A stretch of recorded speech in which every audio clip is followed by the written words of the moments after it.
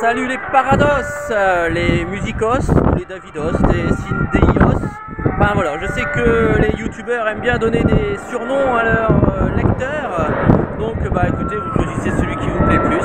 Aujourd'hui, nous sommes à PortAventura. Alors on a décidé de vous donner quelques petits conseils pour le parc. Bon, on va faire l'inverse des youtubeurs qui... Oh là, lui il fait du bruit. Qui vous demande d'attendre la fin de la vidéo pour voir les conseils. Nous on va vous les donner tout de suite, et puis après la vidéo, si vous voulez la couper, vous la coupez, hein. Voilà, donc je vais vous donner des petits conseils. Le premier, si vous voulez faire les belles attractions à sensations, allez-y déjà d'entrée de jeu le matin. Shambhala ouvre vers 10h30, ça vaut vraiment le coup parce qu'après il y a du monde, mais les Espagnols mangent assez tard. Mais il va se taire un peu Dragon Khan là quand même. Donc je disais, les Espagnols mangent assez tard, donc à partir de 13h jusqu'à 16h, le temps d'attente dans les attractions baisse vraiment sensiblement. On a vu là Stampida, il n'y avait pas d'attente du tout, El Diablo non plus. Quant à Shambhala, il y avait vraiment 10 minutes là d'attente, on vient de le faire, c'est vraiment extraordinaire. Voilà. Autre conseil, vous pouvez manger dans le parc, franchement ça vaut le coup. Manger à la cantina, c'est vraiment génial. Et si vous voulez voir des personnages, traîner autour des scènes l'après-midi, parce qu'il se passe toujours quelque chose, il y a toujours quelqu'un, un personnage à voir dans le parc. Voilà.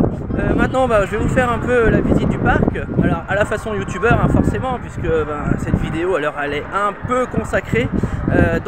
Pour vous montrer le parc, vous ne verrez que mon visage et les expressions de mon visage qui va vous dire: waouh, regarde là, c'est magnifique.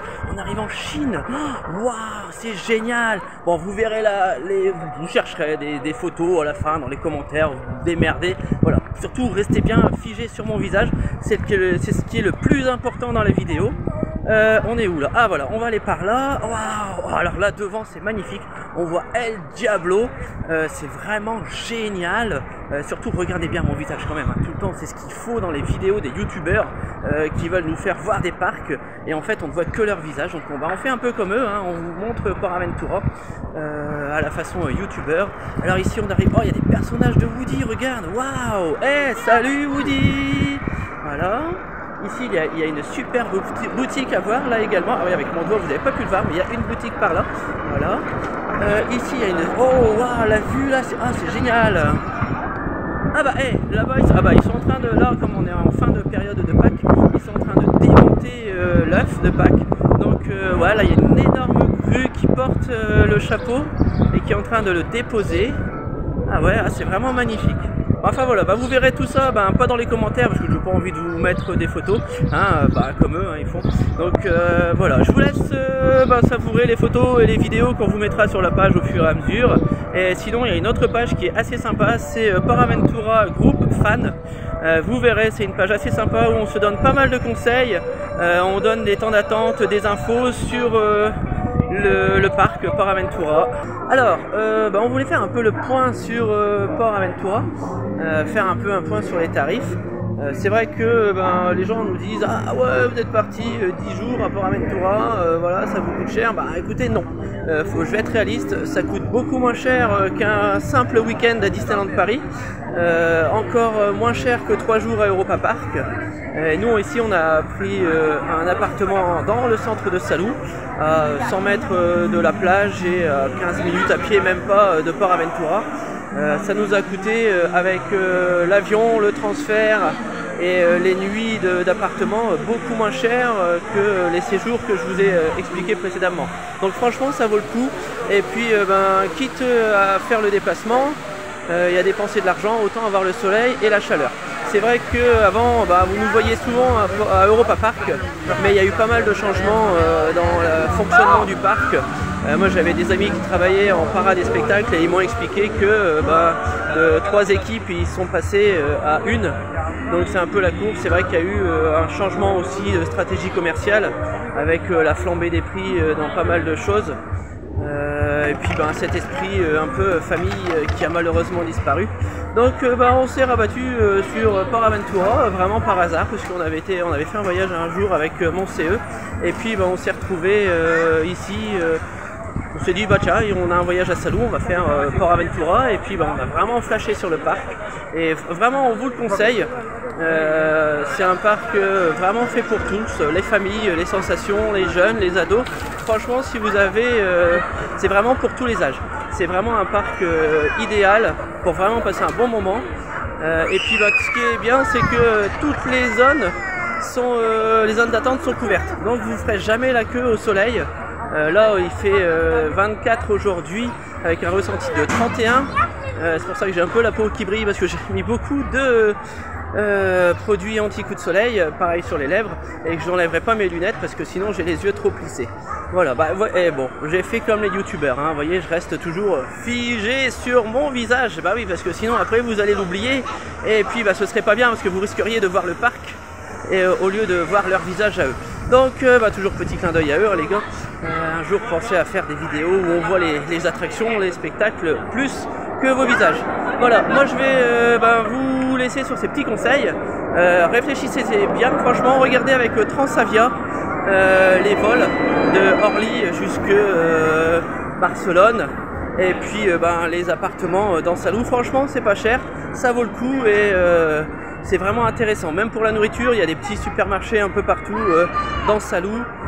Et puis le soir, comme le parc il ferme à 18 h, il y a toujours quelque chose à faire en ville. Il y a des boîtes de nuit, il y a des bars, il y a la plage. Enfin franchement, il y a vraiment de quoi faire et passer un très très bon séjour. Bon, c'est vrai qu'on aime toujours faire un peu dans la légèreté dans nos vidéos, on aime bien se moquer, et surtout des fanatiques, les meilleurs, ceux qu'on connaît tous. Voilà, mais aujourd'hui on va vous parler un peu plus sérieusement d'un sujet qui nous tient à cœur, c'est l'accueil des personnes à mobilité réduite au sein de Port Aventura. Alors là-dessus, c'est vraiment le gros point noir.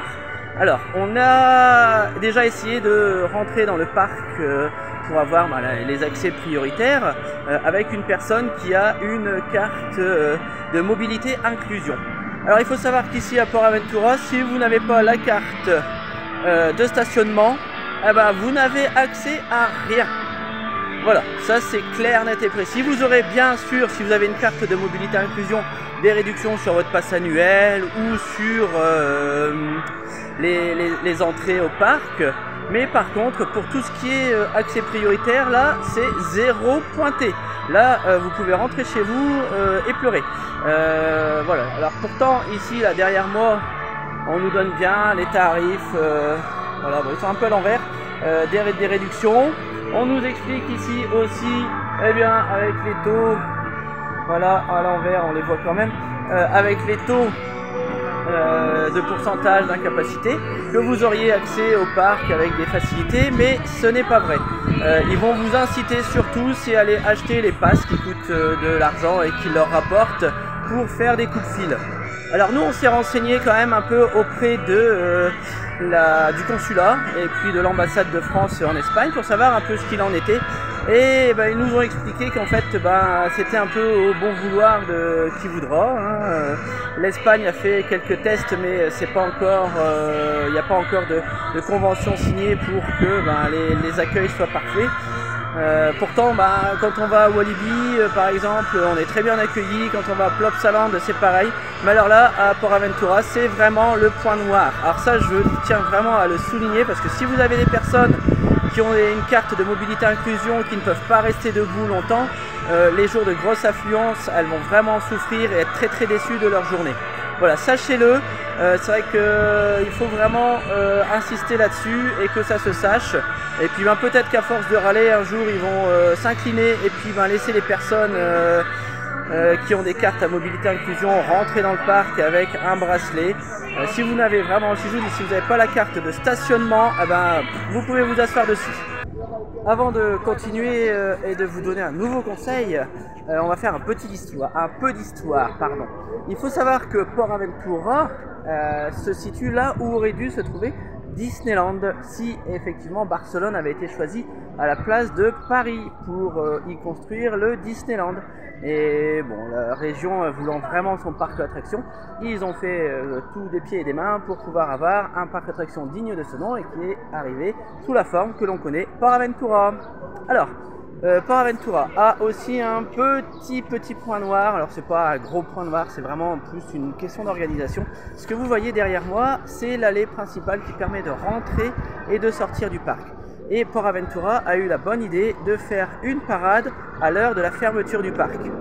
Donc le souci c'est que tout le monde passe par ici, voilà, là tout autour, et vous voyez il y a des bancs, il y a très peu de place pour pouvoir faire passer tout le monde, et en même temps une parade. Alors je vous raconte pas le bordel, hein, entre guillemets, pour pouvoir assister à la parade correctement et pouvoir la filmer. Donc si on peut vous donner un petit conseil, c'est de vous mettre vraiment à la toute fin de la parade, c'est-à-dire par ici, là, hop, derrière moi, voilà, ici, là, on se met par ici, là, vous avez une très belle vue sur la parade qui va arriver, et en plus, à chaque fin de parade, il y a un petit spectacle de danse bien sympathique à voir, qui agrémente justement la fin de journée. Donc n'hésitez pas, venez voir la parade ici à la toute fin du parc. Voilà, je vous remontre les lieux. Voilà, c'est ici, à cet endroit-là, vers la sortie totale du parc. Au moins vous aurez une meilleure vue, ça vous évitera d'avoir des chars et des personnes qui passent devant vous en permanence.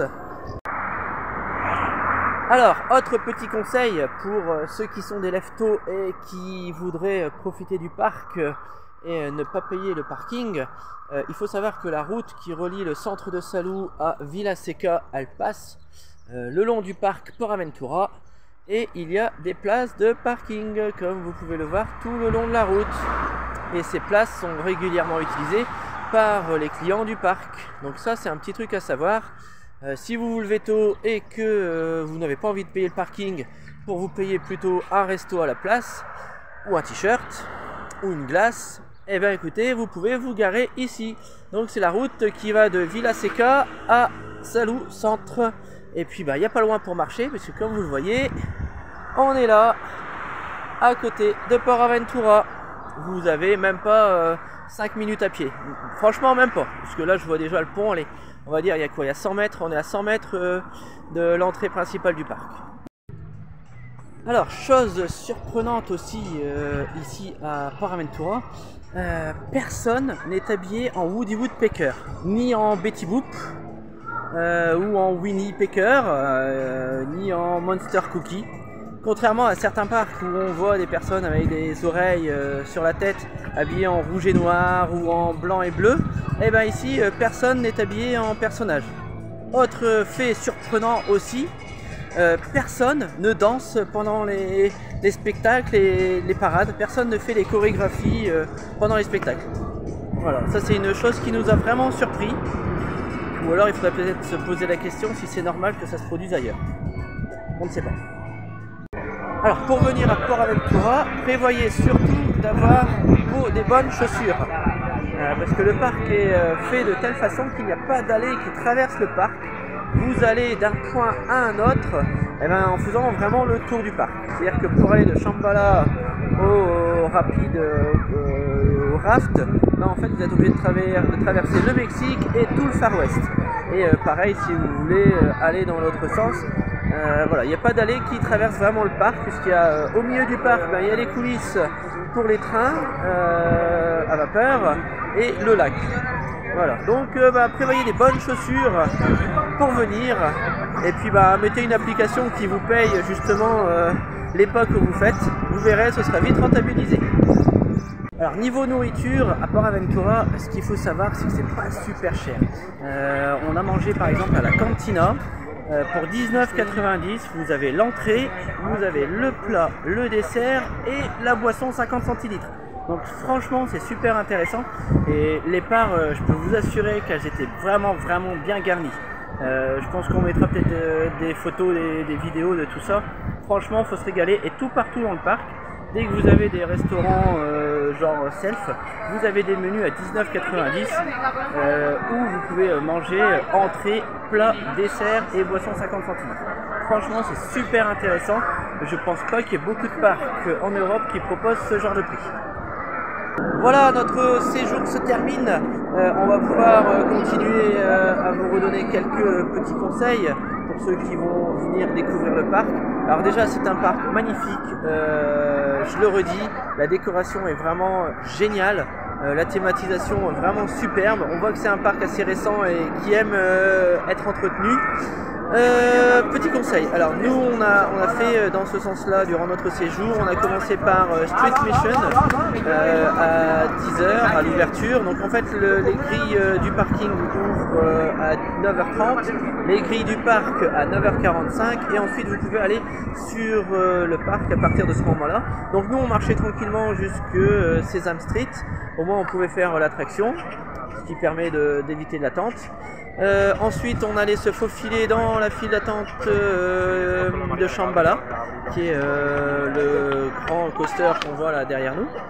Et ensuite on partait à Huracan Condor qui lui ouvrait à 11h. En fait il y a des attractions qui ouvrent en décalé, étant donné que tout le monde ne va pas forcément voir le parc dans le même sens, et c'est les grosses attractions qui ouvrent en premier. Dragon Khan qui est rouge là derrière nous, lui ouvre à 10h. Donc après ce que je peux vous conseiller, c'est de faire Dragon Khan pendant que les Espagnols mangent, puisque eux mangent assez tard, et c'est pour ça que beaucoup de restaurants ouvrent uniquement à partir de 12h30. Sachez-le bien, si vous aimez manger tôt, il faudra être un peu patient parce que les restaurants ouvrent à 12h30. Mais comme les Espagnols aiment bien manger encore à 15h, 16h, vous avez du temps pour faire les attractions. Par contre les coasters, eux, commencent à avoir de l'attente à partir de 16h, puisque quand le parc ferme à 18h, les derniers visiteurs aiment bien faire un petit tour de roller coaster. Ne manquez pas surtout la parade, certains spectacles, on en a mis quelques-uns, on a vu quelques-uns en vidéo, notamment sur la scène du Far West. Il y a plein de petits happenings qui sont super marrants. Vous allez voir tout ça dans la vidéo qui va suivre, parce que plutôt que de voir ma tête, je préfère vous montrer une vraie vidéo du parc. Donc pour moi c'est fini, je vous dis à bientôt, enfin pas trop souvent parce que ma tête c'est pas le kiff sur internet. Moi je suis pas un gros youtubeur qui a le melon et qui aime se montrer. Je préfère vous montrer la petite vidéo qu'on a faite. Et puis n'hésitez pas, si vous avez des questions, à nous contacter ou à poser des questions sur le groupe. Allez, ciao ciao!